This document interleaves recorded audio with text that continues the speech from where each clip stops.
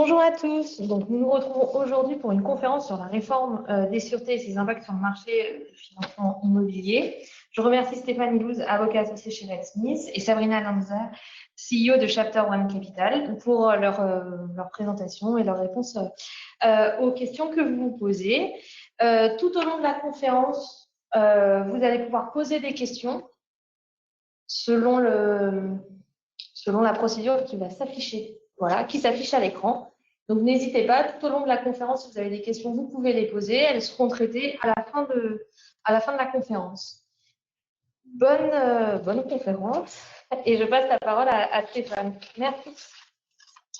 Merci Anne-Charlotte. Bonjour à tous et à toutes. Très heureux d'animer ce webinaire aujourd'hui aux côtés de Sabrina Lengsner. L'idée dans ces webinaires que nous avons le plaisir d'animer aux côtés de la revue Opérations immobilières, c'est de, on va dire, combiner une approche juridique et technique sur des textes ou des problématiques nouvelles et avec un regard pratique. Et c'est la raison pour laquelle nous sommes deux aujourd'hui autour du micro. La réforme, donc c'est vraiment le titre qui a été donné à cette ordonnance du 15 septembre 2021. Donc la réforme, en fait, elle s'appelle la réforme des sûretés. Aujourd'hui, pour cerner notre sujet, nous allons parler des sûretés immobilières et nous verrons tout de même qu'il y a des sûretés non immobilières qui ont un impact important dans les opérations immobilières. Alors, premier point, c'est que c'est une réforme qui était nécessaire. En tout cas, un texte qui était nécessaire. Pourquoi? Parce que par l'ordonnance du 23 mars 2006, qui est une ordonnance importante qui a profondément réformé le monde des sûretés dans le Code civil, on a vu qu'il y avait des insuffisances parce qu'il y avait aussi des éléments pratiques qui n'ont pas été forcément bien anticipés. Et donc, on a eu besoin de changer, d'améliorer, d'amender cette réforme. Alors, pour cela, donc, on a fait une codification, on a modifié des textes et la raison aussi, c'est qu'on s'est rendu compte en 15 ans, depuis l'ordonnance 2006, que les opérations, et ça Sabrina en parlera très bien, sont de plus en plus internationales, de plus en plus professionnalisées et ça va à toute vitesse. Donc, on a un forum, le forum français, qui en réalité est de plus en plus en concurrence avec les droits étrangers et donc on avait besoin de mettre de la modernité, d'efficacité dans les textes. Donc ça, c'est ce qu'on dit des dispositions qui ne reflètent plus la réalité du droit positif. L'autre point, c'est aussi une accessibilité pour les citoyens. Alors aujourd'hui, on va être plus centré sur les côtés, on va dire, corporate, mais il est clair que dans cette réforme, il y a aussi beaucoup de points qui impactent les particuliers que nous sommes. Alors, donc, je disais aussi tout à l'heure qu'il y avait une codification, une amélioration de la lisibilité des textes. Alors, je passe la parole à Sabrina pour qu'on entende un petit peu la situation du marché. Oui, alors merci beaucoup. Cette réforme, comme tu l'as dit, effectivement, elle était certainement nécessaire. Elle était donc en fait attendue. Elle n'apportera pas, de notre point de vue, un bouleversement majeur sur le marché du financement immobilier d'abord, mais elle a été rendue nécessaire pour deux raisons, dans mon sens. C'est aussi d'abord sur la partie de la formation des sûretés, et d'ailleurs tu le détailleras de manière plus explicite, mais tout le formalisme attaché à la constitution des garanties a été parfois simplifié. Donc, le marché du financement ne s'en retrouvera que meilleur. Et c'est également la réalisation de certaines des sûretés qui a posé question. Donc, je dirais que pour répondre globalement, sans dévoiler l'ensemble du propos qu'on va dérouler ensemble, premièrement, cette réforme n'aura pas un impact significatif. Pour certaines d'entre elles, parfois, elle posera question quand même. Donc, peut-être que la réforme ne sera pas totalement aboutie, mais elle n'aura pas un impact majeur sur le financement. Alors pourquoi? Puisque le marché du financement immobilier, ça s'adresse évidemment à la fois aux particuliers et également aux professionnels de l'immobilier. Alors c'est vrai que nous, on a plutôt un focus sur les professionnels de l'immobilier, mais il reste toutefois que les particuliers, qui sont souvent les destinataires des opérations, qui sont finalement les clients finaux, tout ce qui viendrait à permettre pour ce particulier de souscrire un crédit pour pouvoir, par exemple, être primo-accédant, aura un impact nécessairement par répercussion sur le marché plus généralement immobilier.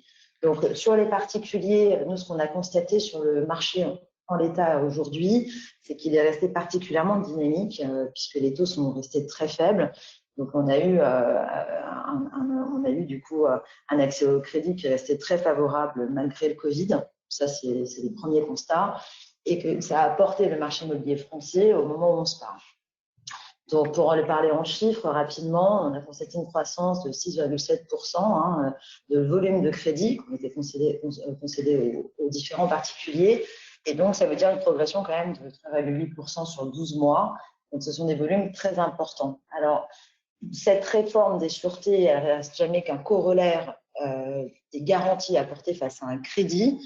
Et compte tenu de cet engouement et de ce marché qui restait très dynamique, il y a d'ailleurs le comité de la surveillance financière qui a décidé très récemment en septembre de rendre contraignantes certaines règles dans les règles d'octroi crédit immobilier, en particulier à destination des banques, sous peine de sanctions. Donc on voit bien qu'il y a à la fois un gros dynamisme et à côté de ça une régulation, qu'elle soit bancaire ou de droit civil, qui vient encadrer ces éléments-là. Et sur le marché des professionnels, nous, ce qu'on a constaté, c'est qu'il n'y a pas eu finalement le crash qu'on attendait, ce qu'on présentait en septembre 2020.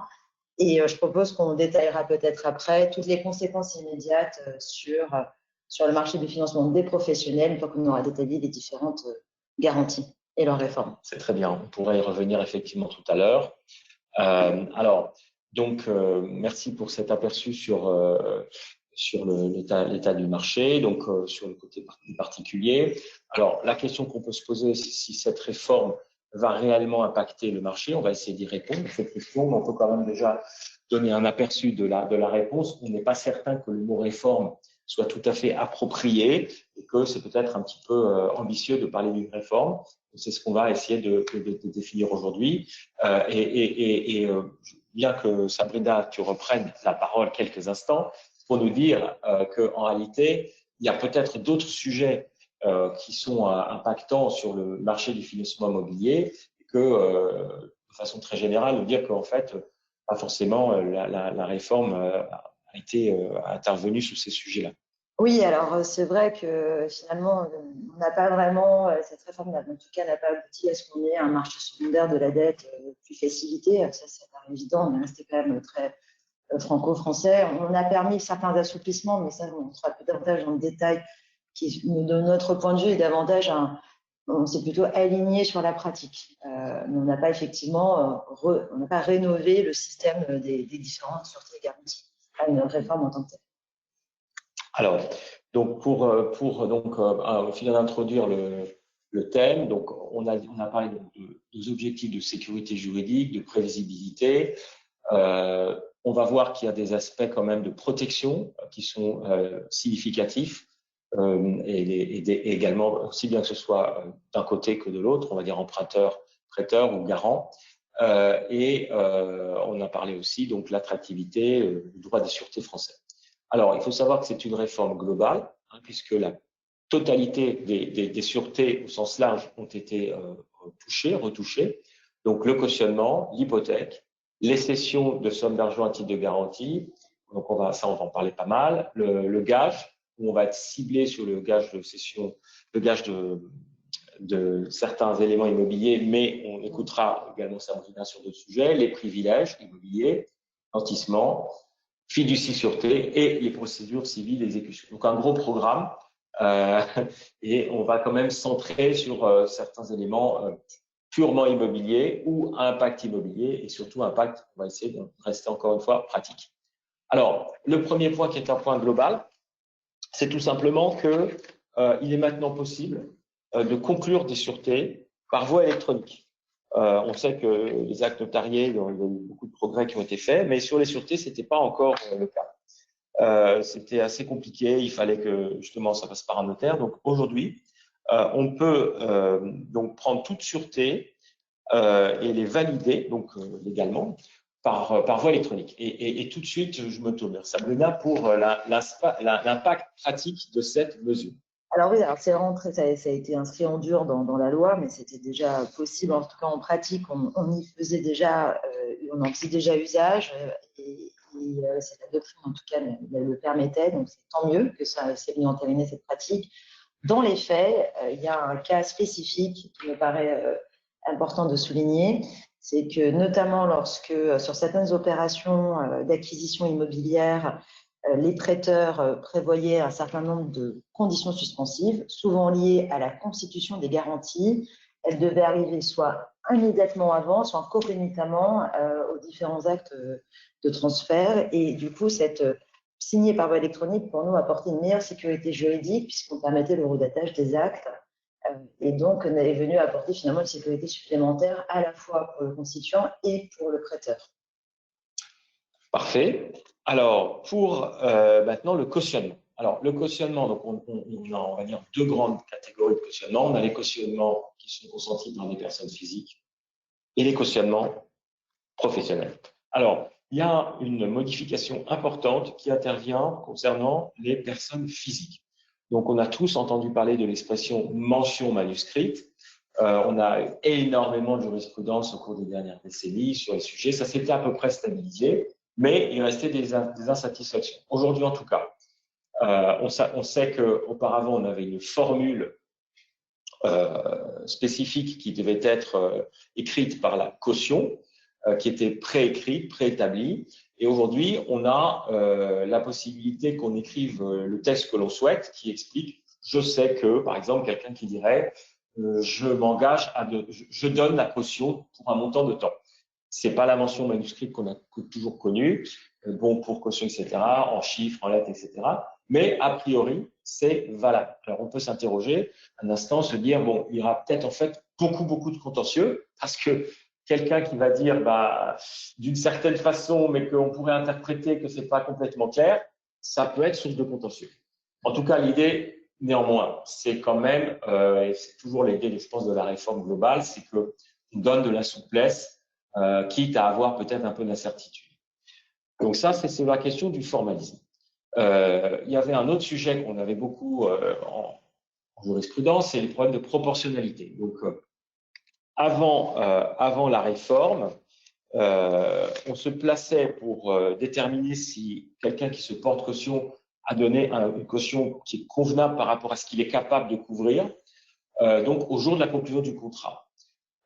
Mais il fallait quand même voir si c'était proportionné non seulement à ses biens, mais aussi à ses revenus. Et aujourd'hui, on n'a plus du tout cela. On dit juste, on se place au jour de la conclusion du contrat de façon globale.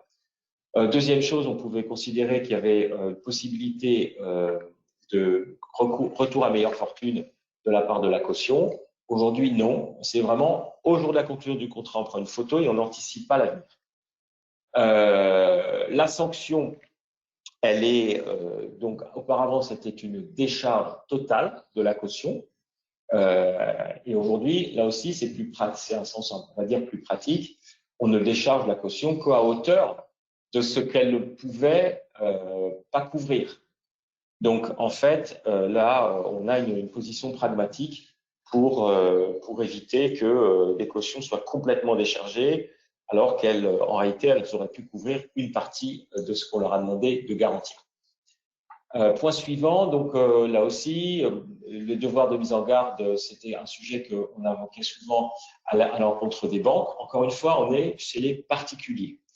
Donc, en fait, le point, c'était qu'il fallait bien démontrer que la caution était avertie, non avertie. Je vais essayer de faire court parce que c'est pas forcément très pratique dans les sujets corporate. Mais ce qu'on peut retenir en tout cas, c'est surtout sur la sanction. C'est-à-dire qu'auparavant, si on avait une personne qui s'était portée caution et qu'on n'avait pas convenablement averti, on va dire, de la portée ce qu'elle son engagement et que peut-être c'est disproportionné par rapport à ce qu'elle est capable de couvrir. Alors, on disait, le terme, c'était on répare la perte de chance. Et aujourd'hui, là aussi, c'est plus pragmatique, ça expose davantage la caution. C'est que, en fait, on perd le droit uniquement à hauteur du préjudice que la caution a subi. C'est-à-dire que si la caution, en fait, elle aurait pu quand même couvrir, on va dire, 10% de la somme, eh bien, elle devra quand même couvrir ces 10%. Quand je dis couvrir, en fait, c'est qu'elle aura un recours contre la banque et qui lui permettra de couvrir non pas les 100%, mais les 90%. Voilà, donc encore une fois, ça c'est un point qui est intéressant en jurisprudence, qui est intéressant en particulier, moins pour nous. En revanche, le point suivant, donc, qui est l'opposabilité des exceptions. Ça concerne toutes les cautions. Donc, on avait auparavant, avant la réforme, donc l'ancien article 2313 du Code civil, en fait, c'était que la Cour de cassation avait une interprétation extensive du Code civil, parce que je vous redis en 2 mots ce que c'est que l'opposabilité des exceptions. Donc, une caution qui est appelée, à la différence d'une garantie à première demande, on en parlera tout à l'heure, elle peut opposer un certain nombre d'exceptions de la créance principale. Bon. Mais en revanche, il y en a d'autres qu'elle ne peut pas opposer. Et l'intention initiale dans le Code civil, c'était que la seule chose qu'on ne pouvait pas opposer, c'était l'incapacité du mineur. Donc, en réalité, donc ça veut dire qu'elle pouvait quasiment tout opposer.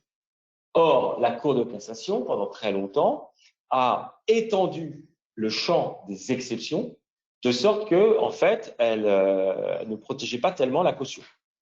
Et la réforme, en réalité, elle est revenue à l'esprit d'origine du Code civil. Et donc, en fait, on a un retour à l'esprit du texte. Et donc, on peut maintenant opposer un grand nombre d'exceptions. Je donne quelques exemples. Auparavant, l'exemple principal, c'était que s'il y avait une nullité relative dans l'obligation principale, on ne pouvait pas l'opposer. Et maintenant, c'est possible. D'autres cas, comme la renonciation à agir du créancier, donc c'était des choses qu'on pouvait opposer. Donc la caution, en réalité, il y a un vrai apport pratique là qui a été fait et qui est plus conforme à l'esprit du texte. Alors, en pratique, quelques mots, Sabrina, sur le cautionnement. C'est vrai que nous, concernant le marché du financement immobilier, voilà, c'est assez rare finalement quand on a cherché la caution personnelle du dirigeant. C'est possible en fait plutôt vis-à-vis de certains prêteurs que sont les établissements bancaires, certains types aussi d'opérateurs. C'est par exemple relativement fréquent sur des deals foncières ou par exemple s'agissant de promoteurs immobiliers qui sont plutôt de taille intermédiaire, voire petite.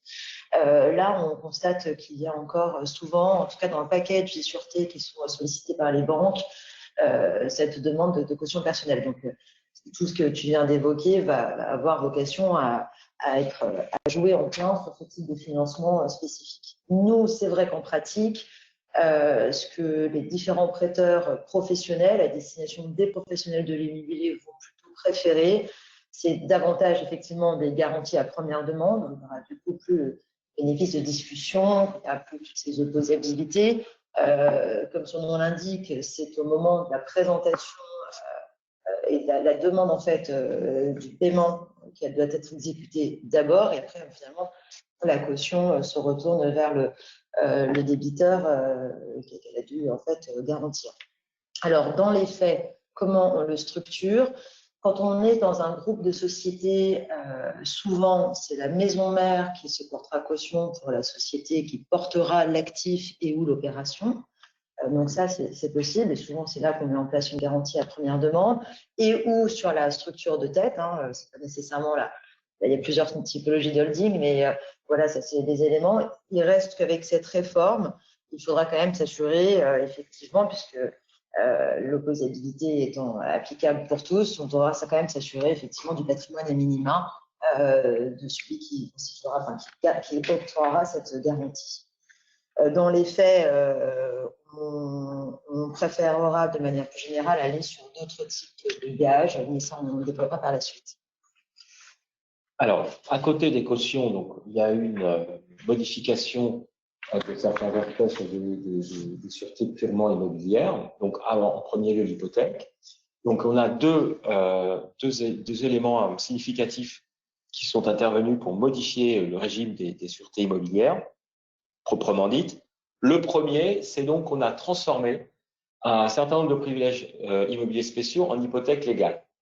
Donc, on sait qu'avant, jusqu'à aujourd'hui, alors un point important à préciser, c'est que la réforme entre en vigueur au 1er janvier 2022. Et d'ailleurs, il y a des aspects de dispositions transitoires qu'on pourra citer tout à l'heure. Mais en fait, donc, tout ce que l'on vous dit aujourd'hui, c'est un tout petit peu d'anticipation, sachant même qu'il y a certains textes qui vont être adoptés suite à des décrets, et donc ça pourra même rentrer en vigueur jusqu'à 2023. Donc, on va se placer, on va dire, début 2022. Toute une série de privilèges immobiliers qu'on appelle des hypothèques légales disparaissent. Alors, je les cite pour mémoire, mais tout de même, certains sont assez importants. C'est le privilège de l'architecte, le privilège de l'entrepreneur. Donc, ces privilèges-là disparaissent. Et les seuls qui, on va dire, disparaissent, mais qui sont transformés, puisque le privilège d'architecte n'est pas transformé, un architecte qui n'est pas payé, un contractant qui n'est pas payé, ben en fait, bien sûr, il peut prendre une hypothèque, mais il n'a plus un privilège spécial. Pour le prêteur de deniers, on avait donc un privilège de prêteur de deniers, qui est très, très connu, on peut pratiquer, le privilège de vendeur d'immeubles. En fait, il y a un changement important.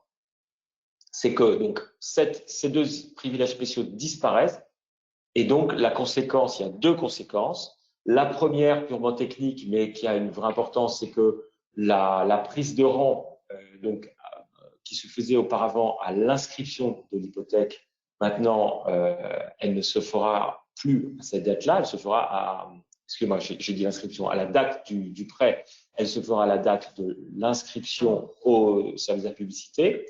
Et donc, on n'a plus, on va dire, davantage de dates comme on l'avait auparavant. C'est un des points. Et il y a un deuxième point, c'était un problème de coût, mais je laisse Sabrina parler. Oui, alors en effet, c'est vrai qu'il ne s'agit pas d'une suppression, c'est-à-dire que c'est différent. Ces deux sûretés réelles, pour le coup, ont juste été transformées et du coup, elles vont se résoudre en hypothèque légale. Et donc, il y a une conséquence pour nous immédiate en pratique.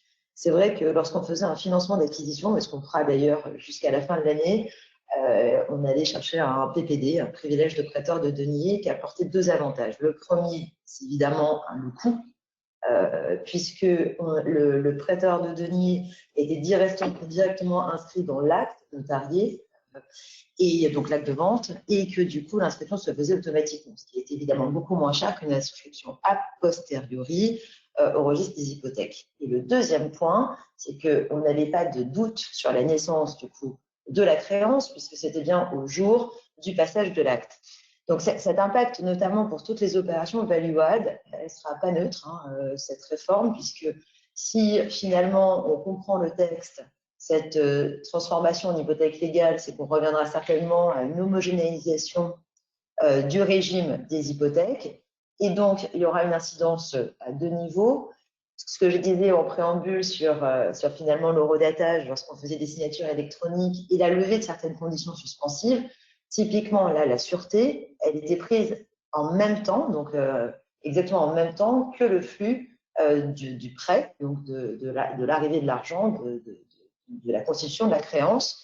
Et donc, c'était une simultanéité entre la constitution de la garantie et le prêt. Tandis que si on suit maintenant désormais le régime des hypothèques légales, on aura bien d'un côté le prêt qui aura été constitué et octroyé, et la constitution des garanties qui sera postérieure.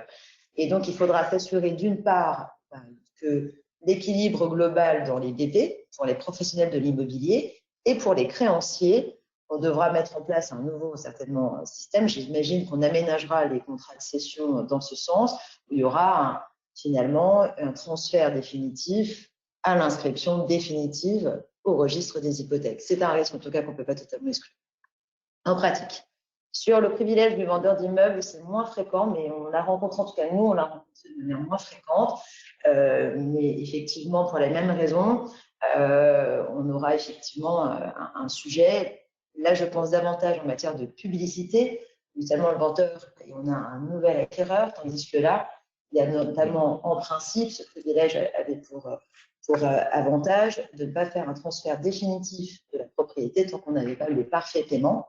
Et cette inscription, dès lors qu'on passe en hypothèque légale, si l'actif avait déjà été grevé ou est grevé concomitamment avec un prêteur professionnel, je ne sais pas comment, en raison de la seniorité des rangs, sera traité ces différents privilèges qui devaient être concomitants.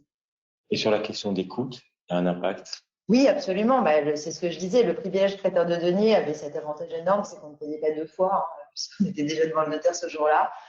Tandis que là, on devra payer normalement les pleins droits. Donc, on aura un impact significatif sur les opérations. Alors, la deuxième modification sur le régime des sûretés immobilières, c'est la création de l'hypothèque sur biens futurs.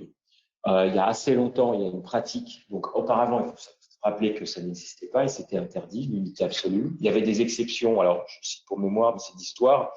Si on avait les biens présents étaient insuffisants, mais c'était entendu de façon extrêmement stricte. Si on avait perdu l'immeuble, ce qui est aussi compliqué à démontrer sur un immeuble. Donc en réalité, il n'y avait pas d'hypothèque sur biens futurs et il y avait une pratique qui était de consentir des promesses d'hypothèque. C'était compliqué parce que si on ne la réalisait pas, on avait des dommages-intérêts, bref. Donc, ça fait longtemps qu'on essaie de trouver. Donc ça a été consacré. On peut consentir une hypothèque sur des biens futurs.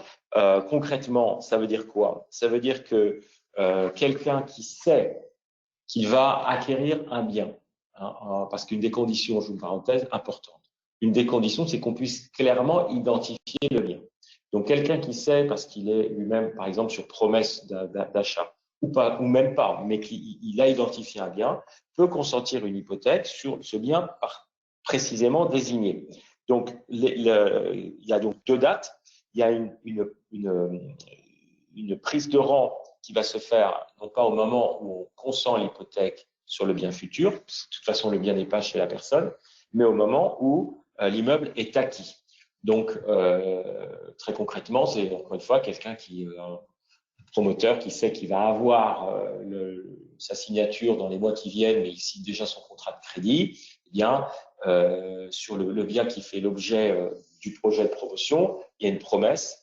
Eh bien, il peut consentir l'hypothèque sur le bien futur. Alors, ce qu'il faut relever, bon, c'est tout nouveau, donc on est en train de réfléchir, de voir comment ça se passe, mais a priori, ça ne veut pas dire que il y a 2 dates quand on va construire. On va construire, donc c'est le même bien qui fait l'objet de l'hypothèque. Et s'il est construit dans un deuxième temps, ça ne veut pas dire que c'est un bien futur, c'est le même bien qui prend de la valeur. Donc, on peut s'interroger sur l'impact pratique de l'hypothèque sur bien futur en dehors du cas, on va dire, de celui qui a une promesse et qui est un petit peu décalé dans le temps pour son crédit. Alors, sur les sûretés réelles, on va dire résumé en immobilier, c'est un peu tout, avec des impacts différents, cette fois sur des choses qui, on va dire, sont connexes à l'immobilier. Le premier qui est le plus parlant, c'est qu'on a donc maintenant institué un gage d'immeuble par destination. Alors, donc, on sait bien ce que c'est que l'immeuble par destination. Donc, on va dire, peut être incorporé à l'immeuble, lié à l'immeuble, bref. Donc, auparavant, jusqu'à la réforme, on ne pouvait pas gager un immeuble par destination. Donc, maintenant, c'est possible. Alors, comment ça se passe? En fait, toute la problématique des gages, c'est comment on réalise le gage. Donc là, on parle de procédure d'exécution. Donc, en cas de besoin de réaliser le gage, ça peut être compliqué parce que il est lié à l'immeuble. Donc, on sait qu'un immeuble par destination ne peut pas être saisi indépendamment de l'immeuble. Ça, c'est la première, on va dire, limite. Mais il y a une exception qui est que si on doit réaliser le gage, on peut lancer la saisie. Néanmoins, il y a une exception dans l'exception, c'est que si l'immeuble par destination est attaché à l'immeuble principal, alors on ne peut pas faire une réalisation du gage de façon séparée. Pour prendre un exemple pratique, c'est un toit photovoltaïque, c'est un immeuble par destination. On peut le gager, il n'y a pas de problème. Simplement, si on ne peut pas le séparer sans arracher le toit, alors, eh bien, on ne peut pas réaliser le gage, donc le gage perd toute son efficacité. Donc là, c'est vraiment un exemple d'une mesure qui à moins qu'on soit sur des actifs tout à fait particuliers comment dire, dans des immeubles spécifiques, on va dire data center, où il y a certains types d'immeubles en situation qu'on peut séparer, etc. Bon, en dehors de cela, on ne voit pas très bien l'impact pratique qu'il pourrait y avoir. Alors, donc, en revanche, la mesure suivante nous paraît plus intéressante, c'est que désormais est possible la cession de créances de droit commun à titre de garantie. Alors, donc, il faut ici juste rappeler que on avait une loi qui date de 81, je crois, la loi ADI, qui en fait autorisait la cession de créances à titre de garantie uniquement au profit des établissements bancaires, avec donc ce qu'on appelait la cession par bordereau d'AI. Donc, les cessions au profit de non bancaires n'étaient pas possibles.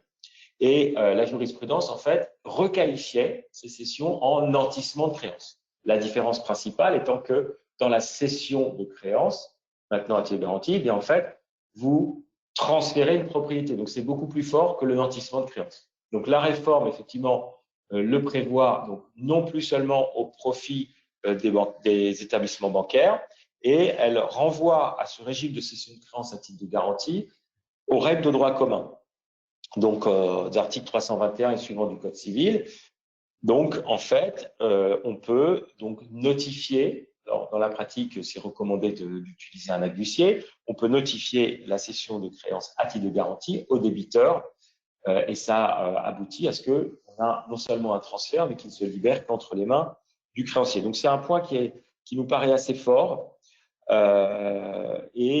fait, on a des règles. La loi a expliqué, enfin, l'ordonnance a expliqué que, en fait, quand la créance, on va dire la créance qui a été cédée à titre de garantie, si elle a été remboursée avant la créance principale, bon, eh bien, le bénéficiaire garde les sommes tout à fait normalement, et si elle est remboursée après, les paiements s'imputent. Donc, on a une vraie souplesse ici. Alors, on peut en profiter pour dire, Sabrina, sur les sûretés, on va dire, sur les gages, dans la pratique, on n'a pas seulement les sessions, les nantissements de créances.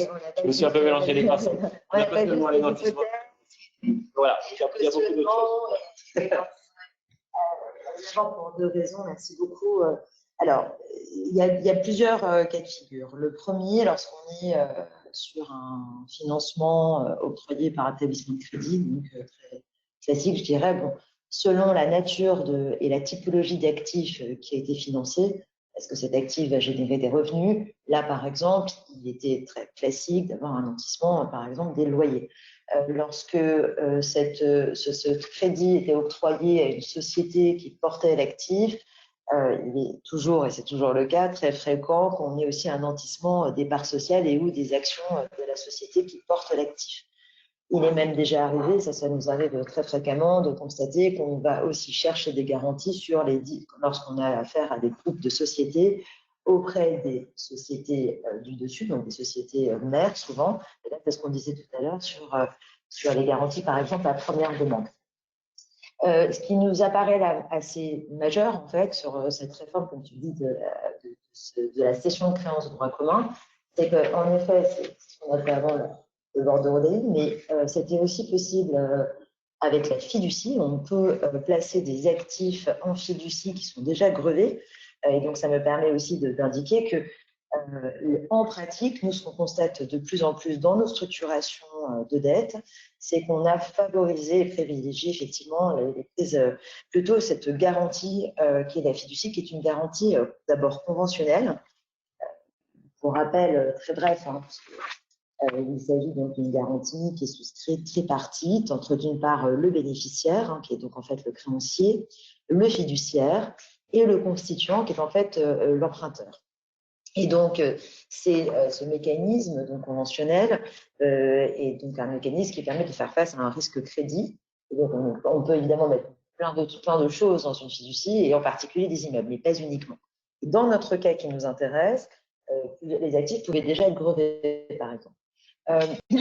Donc, ça va apporter beaucoup de souplesse. Alors, pour finir sur la cession de créances, pardon, là où je voulais en venir, c'est que ce qu'on pense, c'est que certainement, maintenant que la cession de créances, depuis cette réforme qui sera bientôt en vigueur, sera possible finalement pour tout type de prêteur. Il n'est pas à exclure que ça se fournit de plus en plus recours, puisqu'elle sera beaucoup plus efficace dans la réalisation des sûretés que le nantissement, qui avant, le nantissement nécessite d'aller chercher un acte exécutoire et qui donc rend finalement en pratique assez difficile. Ça greffe effectivement l'actif, le compte courant d'associé par exemple, qui est quelque chose qui est particulièrement prégnant dans les opérations immobilières, puisque c'est souvent le biais par lequel les opérateurs apportent leurs fonds propres dans les opérations. Donc, savoir qu'on peut céder directement la créance et ses accessoires, finalement, de manière très simplifiée, peut-être que ça supplantera ce qu'on appelait avant le nantissement.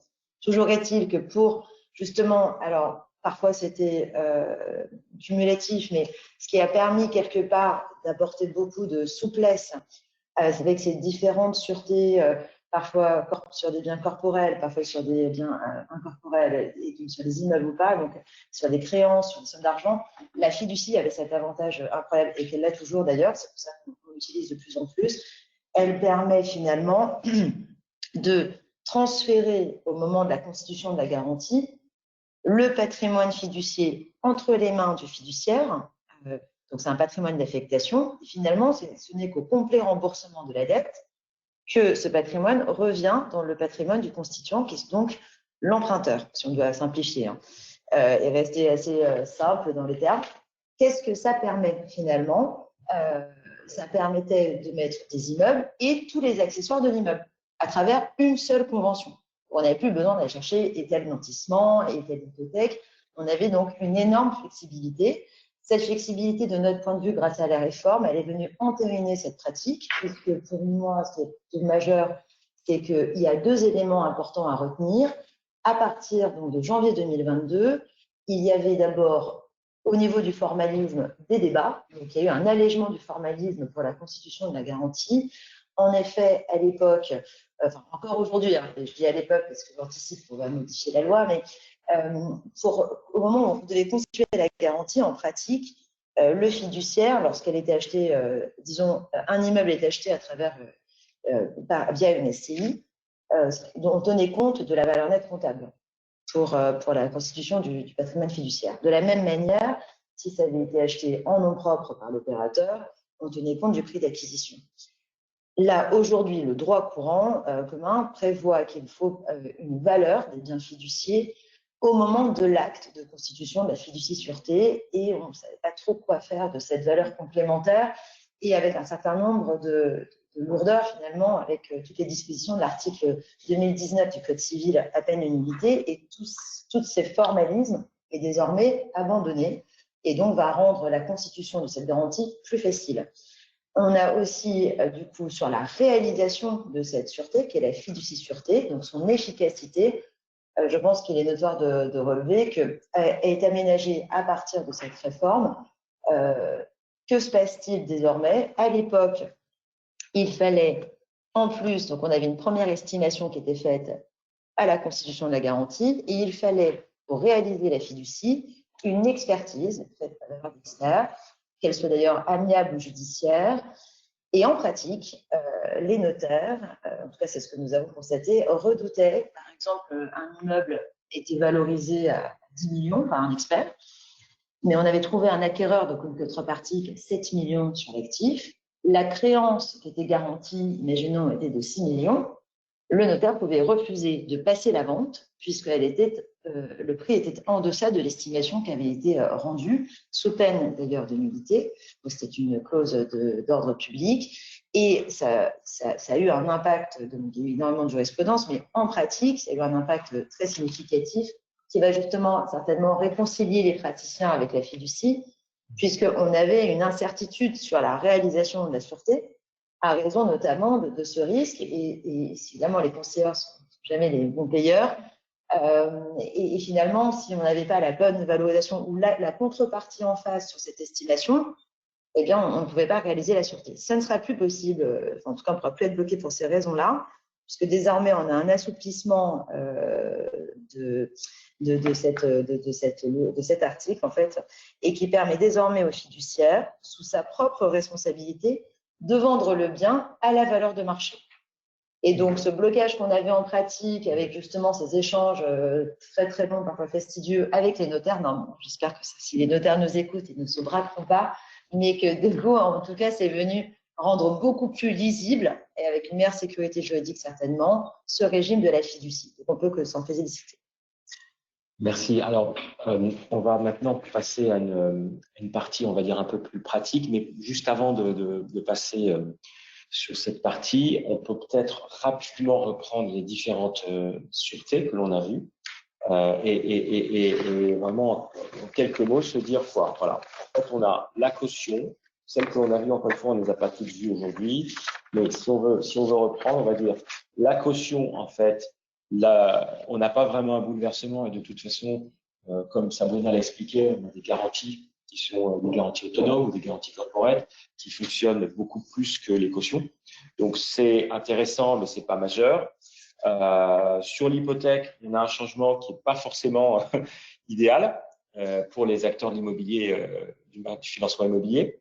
Oui, alors après, je pense que ce qui était intéressant, c'est de se dire qu'on supprimait les privilèges. Après, c'est vrai que ça a un coût. En tout cas, ça aura une incidence directe pour certains types d'opérateurs immobiliers. Donc, je pense notamment ceux qui font des value-add. Mais dans les faits, cette garantie, cette sûreté gardera une seniorité par rapport à tout financement alternatif. Effectivement. Et alors après, sur la fiducie, comme tu viens de l'expliquer, là, ça, c'est une vraie plus. On s'est vraiment aligné sur la pratique et qu'il y a eu certains débats qui pour peut-être certains prêteurs rendaient la fiducie un peu opaque ou devaient générer une certaine réticence de certains prêteurs avec cet outil qui est en fait assez efficace, que nous, on privilégie, puisque ce que je crois qu'il faut rappeler, c'est que pour les prêteurs notamment, donc ça impacte les opérateurs, une garantie premier rang, lorsqu'elle est prise, ce qu'on appelle senior mortgage, c'est bien. Donc évidemment, avoir une garantie en premier rang inscrite, c'est empêcher une libre disposition de l'actif sans avoir été remboursé, bien sûr. Et dans les faits, qu'est-ce que c'est? Si demain vous devez aller saisir l'immeuble et vous faire payer, vous prêteur, et vous bénéficiez d'une hypothèque, en fait, vous n'avez pas d'acte exécutoire. Vous allez devoir d'abord saisir le juge. Une fois que vous avez saisi le juge, vous allez devoir justifier que vous avez avancé une fois, deux fois et que le débiteur est défaillant. Vous allez obtenir un actif et après, vous allez devoir le liquider.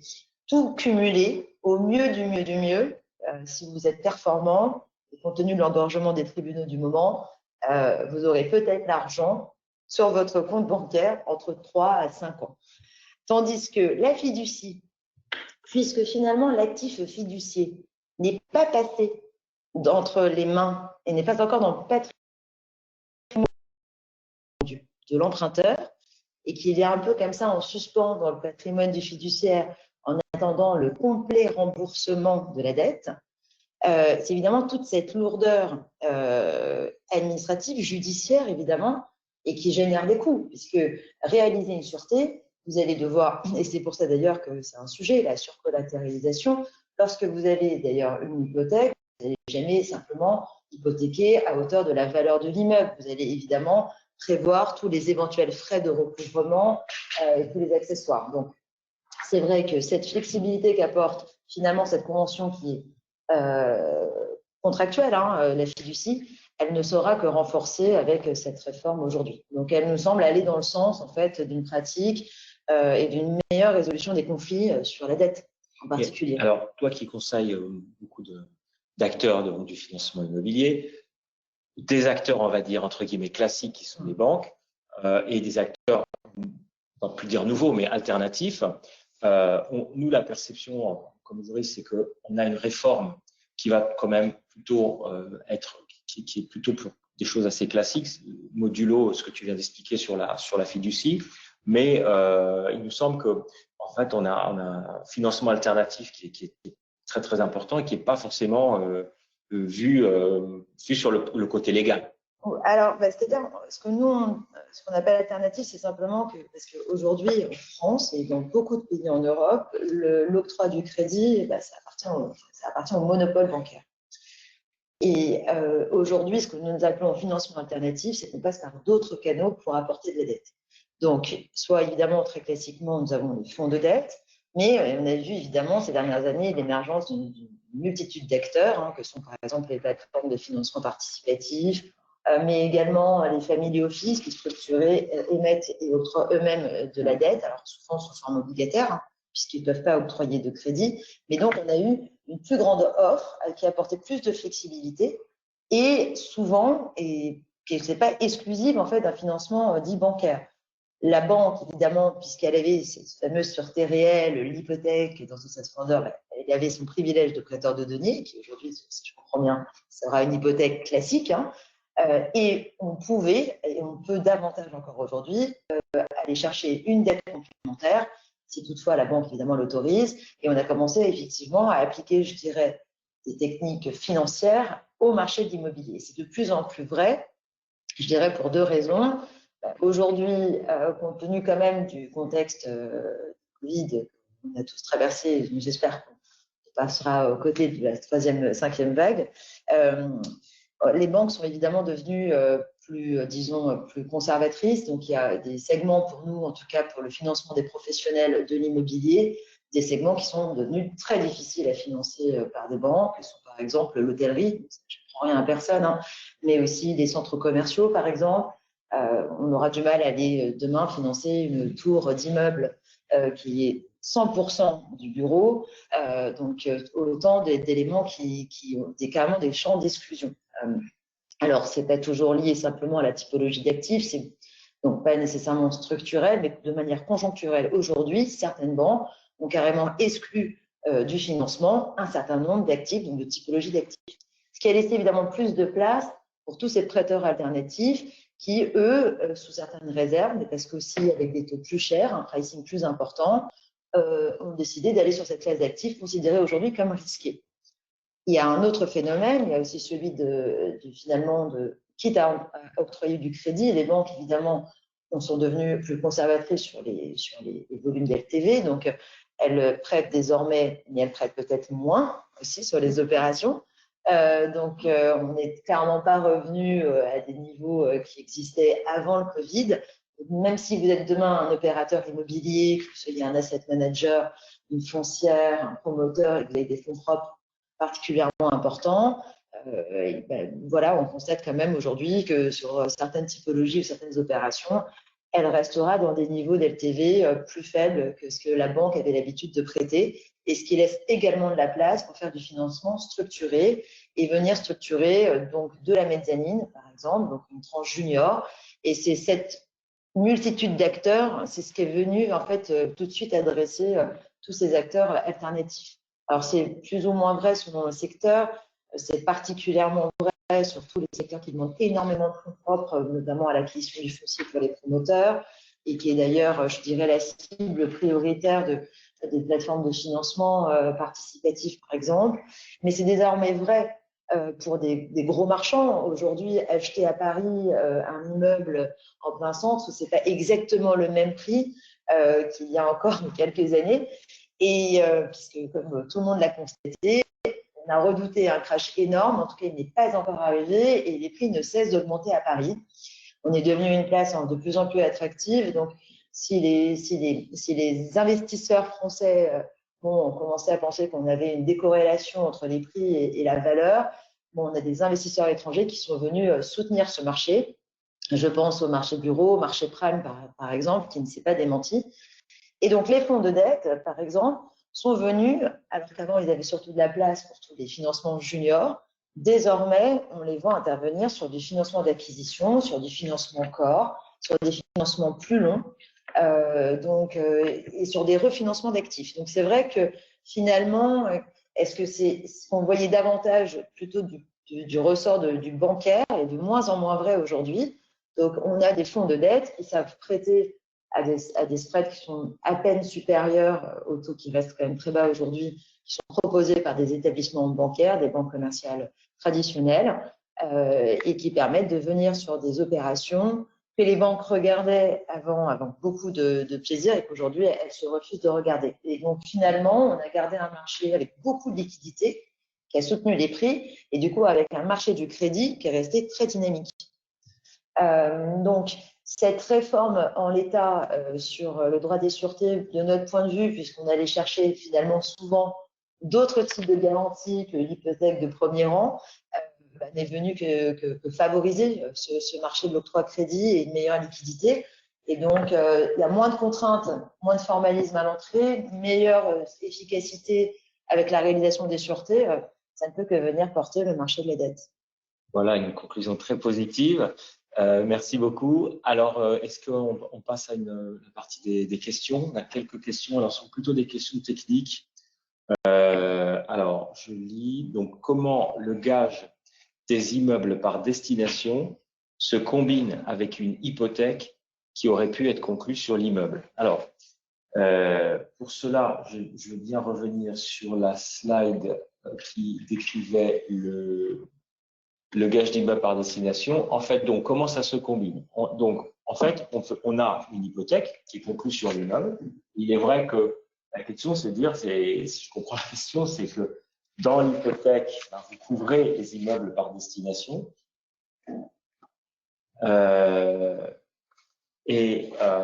Voilà. Et c'est vrai qu'il peut y avoir un conflit entre les deux garanties, puisque l'hypothèque couvre l'immeuble par destination et le gage s'applique à l'immeuble par destination.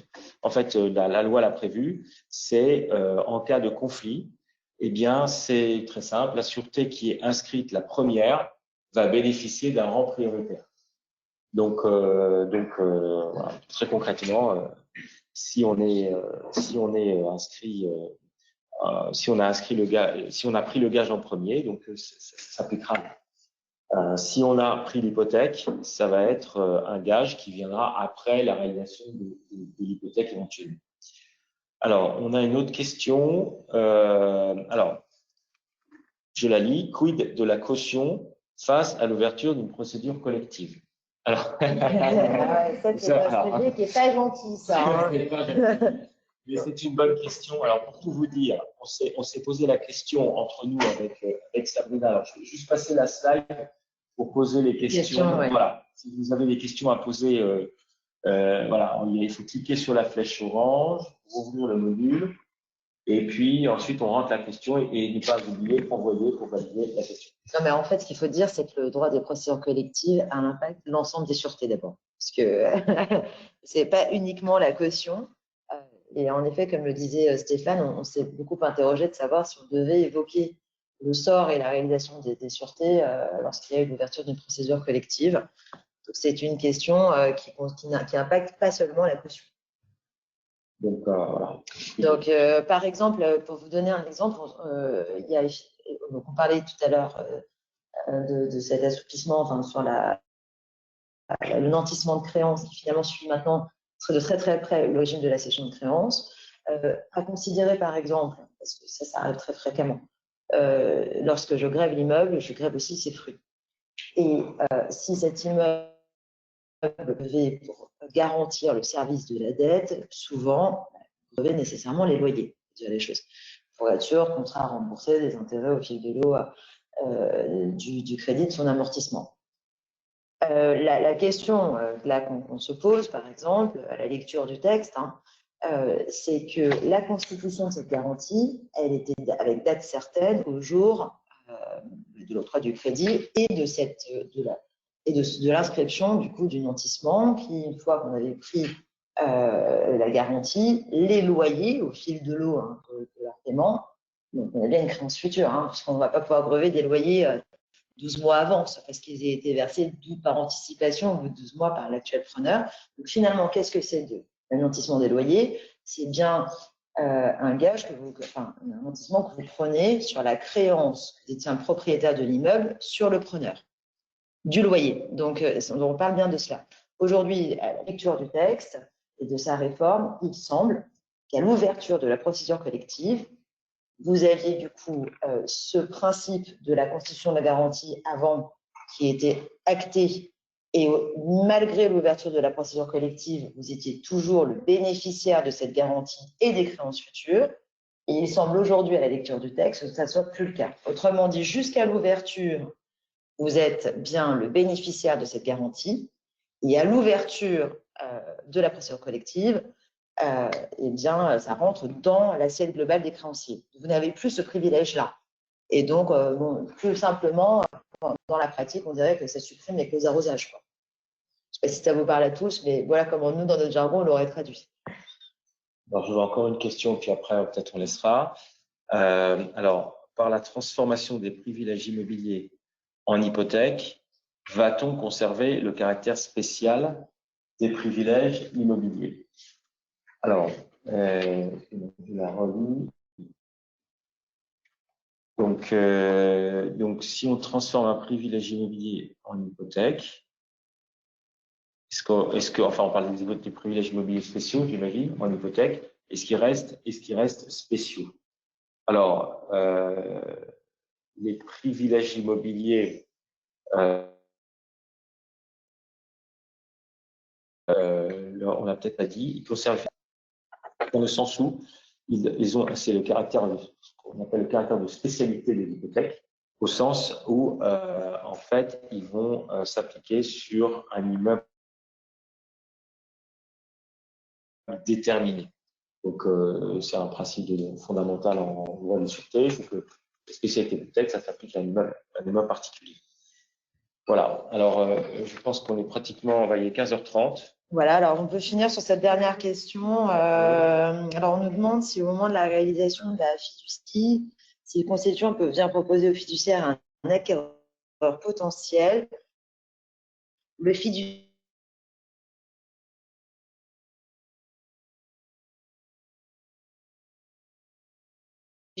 rapidement. Alors, ce candidat acquéreur qui est, par exemple, si je prends vraiment un cas très limite, pour un constituant, autrement dit pour un emprunteur, qui pour une raison ou une autre aura fait défaut, hein, si c'était lui qui justement, si on en vient à réaliser la fiducie, c'est qu'il a été défaillant. S'il venait proposer un candidat acquéreur à un prix moins disant, mais qui se solde finalement à la hauteur du crédit restant et qui, pour une manière ou d'une autre, il s'agirait d'une société dans laquelle ce constituant aurait des intérêts, par exemple, ce qu'on peut totalement exclure, nécessairement que le fiducie n'aurait pas d'intérêt à suivre cette proposition. Donc, le fiduciaire, il agit sous sa propre responsabilité.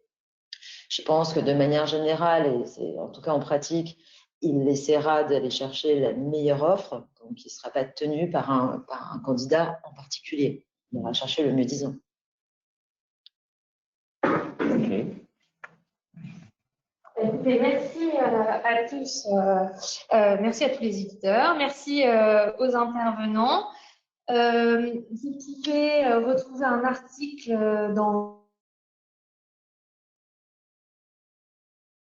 sur une analyse. Donc, il me reste à vous souhaiter un bon après-midi. Merci. Au revoir. Merci beaucoup. Merci. Au revoir.